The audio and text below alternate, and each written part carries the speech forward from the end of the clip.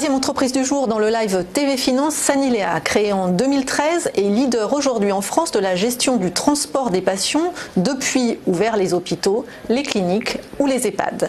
Avec nous sur le plateau, son président et cofondateur, Fabien Soares, bonjour. Bonjour. Alors pouvez-vous nous expliquer brièvement l'activité de la société, le transport sanitaire, qu'est-ce que ça recouvre finalement? Donc aujourd'hui, notre activité, c'est principalement du développement de logiciels dans la gestion et l'optimisation du transport. Donc en fait, on capte la demande, on la régule, on l'optimise par le biais de tours de rôle de régulation et on va jusqu'à la facturation de cette demande de transport. Donc on la dématérialise complètement. Donc en fait, on passe du coup de téléphone au numérique à l'échelle nationale. Et est-ce qu'on peut avoir une idée de la taille du marché et de ses perspectives? Alors le marché est quand même très très gros parce qu'il représente aujourd'hui juste sur le transport sanitaire 5 milliards d'euros avec un potentiel d'économie immédiat à presque 450 milliards d'euros et 450 millions d'euros d'économie. On est aussi sur le marché de la TIC santé, donc on a 2,5 milliards, donc on est sur un marché aujourd'hui à 7 milliards, 7 milliards 7. Et alors qui sont vos clients? Les patients, les hôpitaux?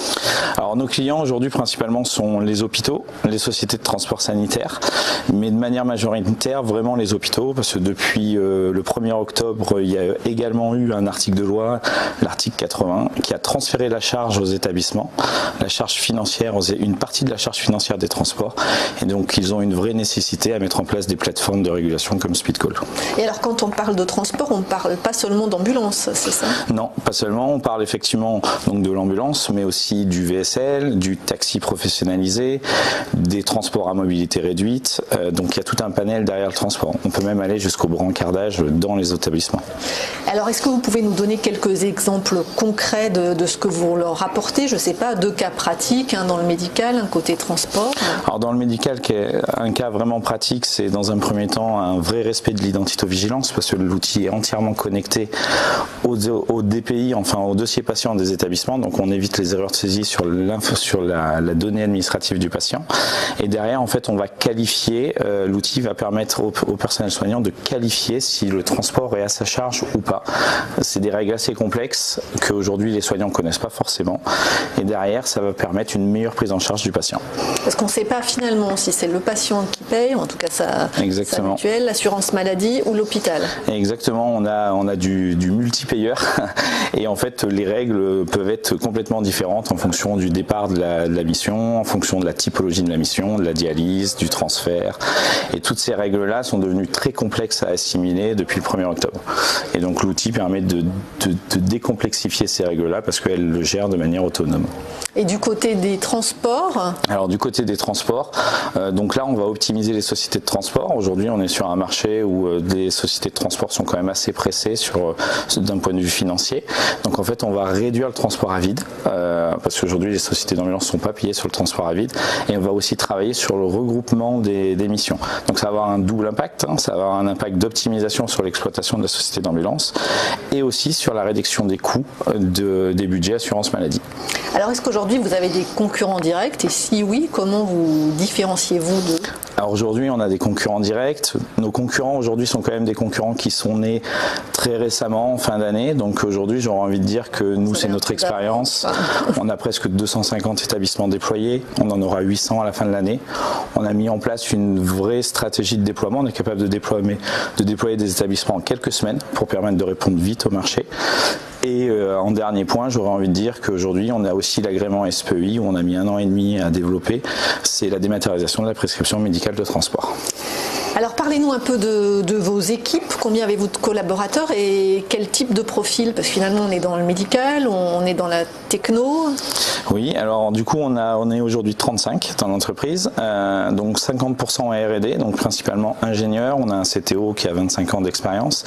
Après on a des profils très ingénieurs, master qualité, gestion client, relations clients, et des gens issus du transport et du domaine de la santé, parce que c'est quand même des domaines assez complexe avec beaucoup de cas particuliers.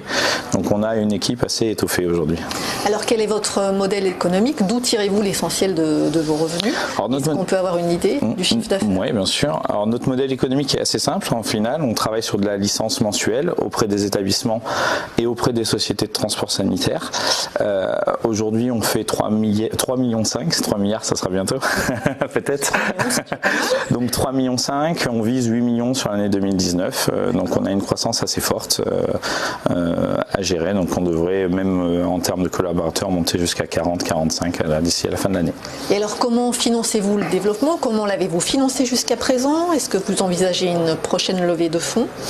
Alors jusqu'à 2017, on avait travaillé avec des investisseurs locaux, que sont Dinalim et Limousin Participation, Sophie Mac Partner.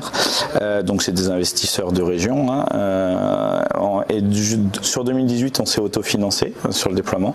Et aujourd'hui, pour accélérer par rapport au gros marché aujourd'hui qu'on a acquis, on envisage effectivement de rentrer sur une démarche de levée de fonds plus importante. Auprès de fonds d'investissement. Auprès de fonds d'investissement. En 2019, a priori. En 2019, oui. Alors, à quoi serviraient ces fonds? Quels sont vos projets immédiats et quels sont vos relais de croissance à moyen terme? Alors, ces fonds permettraient déjà d'assurer un déploiement rapide de tous les marchés qu'on a pris, parce qu'on a beaucoup de marchés à assurer aujourd'hui. Ensuite, on a un vrai axe à travailler qui sont sur les EHPAD. Pour l'instant, c'est complètement délaissé. C'est quand même 8000 établissements en France. On a aussi... C'est délaissé pour le moment parce que vous ne pouvez pas vous occuper. Oui, parce qu'aujourd'hui, on ne peut pas être sur... C'est pas organisé côté EHPAD? Alors, c'est surtout qu'aujourd'hui, ils ne sont pas complètement impactés par la loi de finances. Enfin, ils ne le sont pas encore. Donc, ils ont un intérêt plus moyen terme sur la mise en place des plateformes et qu'il y a déjà beaucoup à faire avec les établissements publics et privés de santé. Et on a aussi, du coup, un déploiement massif de nos applications. On a développé une ambulance connectée il y a 1 an et demi avec le groupe Gruau Givacolé. Et donc, dedans, on intègre des applications et il faut qu'on accélère la commercialisation de ça. Pour le moment, on reste dans le domaine français. On reste dans le domaine français. On a posé quelques touches à l'international. Il y a des choses qui sont possibles. Mais pour l'instant, sans faire une levée, aujourd'hui, on n'ira pas à l'international. Donc, mais par contre, on a des enjeux sur Dubaï, sur également le Portugal. On a des choses qui sont assez concrètes. Vous avez des opportunités ou en suivant des clients ou... Oui. C'est pas d'ouvrir, d'aller sur un pays ou sur un marché. Non, exactement. En fait, ce qu'il y a, c'est que le marché en France est tellement complexe qu'aujourd'hui, ce qui est fait en France est très facilement duplicable ailleurs. Merci beaucoup Fabien Suarez. Je le rappelle, vous êtes président et cofondateur de Sanilea.